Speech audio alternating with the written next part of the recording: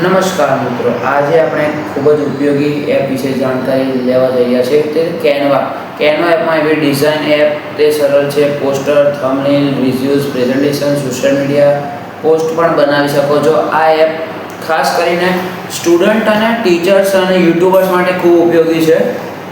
Canva app આપણે install કે account ક્યાંથી કરશું કે ક્યાંથી ડાઉનલોડ કરશું, શું બધી સુવિધા આગળ શું છે, તો કેનવા આપણને પ્લે સ્ટોર અને એપ સ્ટોર પર મળી જશે. પછી જીમેલ, ફેસબુક અકાઉન્ટથી આપણે લોગિન કરીશું. પછી કેનવામાં ફ્રી અને પ્રો બે પ્રકારના વર્ઝન છે.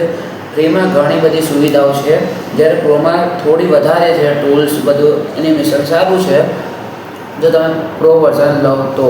હવે આપણે કેનવાનો આપણે જોઈશું તો અહીં તમે ટેમ્પલેટ્સ, રિસર્ચ, અલગના કેટેગરીઝ, તમે પોસ્ટર તમે બનાવી શકશો, જેમ કે ઇન્સ્ટાગ્રામનો પોસ્ટર, યુટ્યુબનો થંબનેલ, પ્રેઝન્ટેશન, કોઈ માર્કેટિંગ કરવું હોય તો કોઈ વસ્તુનું ત્યાં તમે એડિટિંગ કરીને તમે કેનવા એપ યુઝ કરી શકો છો.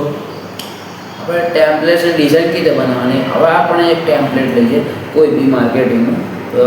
પછી સૌપ્રથમ ટેમ્પલેટને પસંદ કરવાનું, પછી ટેક્સ્ટ પર ક્લિક કરવાનું અને તમારું લખાણ અંદર ટેક્સ્ટ એટલે મૂકવાનું. ઇમેજીસ થોડા એડ કરવા તો કરી શકે છે. અને ડિઝાઇન કલર થોડો સારો પસંદ કરશો તો તમારો જે પોસ્ટર છે એ એકદમ યુનિક લાગશે.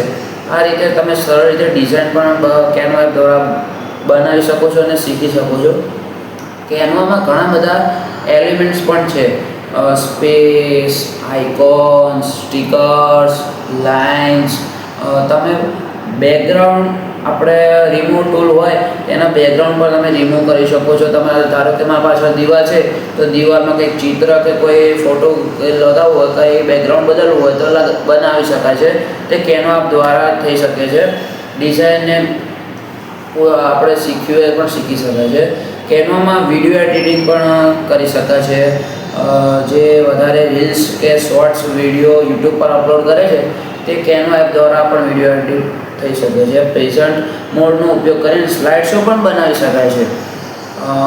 પ્રો વર્ઝનમાં બ્રાન્ડ કિટ પણ ખાસ સુવિધા તમને જોવા મળે છે. ડિઝાઇન તૈયાર થયા પછી ડાઉનલોડ પણ કરી શકો છો. એટલે તમે પીએનજી, જેપીજી અને પીડીએફ તમે ડાયરેક્ટ શેર પણ કરી શકો છો. પણ એમાં એવું છે કે તે તમારા ગેલેરીમાં જે છે ને એમાં એડ નહીં થાય, તે પીડીએફ અને જેપીજીમાં એડ થશે. તો તમારે પીડીએફ દ્વારા મેળવવી પડશે. હવે કેટલીક મહત્ત્વપૂર્ણ ટિપ્સ તો આપણે આ કેનવા એપની આપું તો સિમ્પલ ડિઝાઇન રાખવાની, ટેક્સ ઓછો નાખવાનો, પ્રોપર કલર્સ પસંદ કરવાના અને રેગ્યુલર પ્રેક્ટિસ કરો તો તમે કેનવા એપ શીખી જશો. હું અત્યારે શીખી જ રહ્યો છું. તમે તમારી ક્રિએટિવિટી એવી નવી ઓળખ આપી શકશો. અને વધારે જાણકારી માટે કોમેન્ટ કરજો, લાઈક કરજો, સબસ્ક્રાઈબ કરજો. ધન્યવાદ.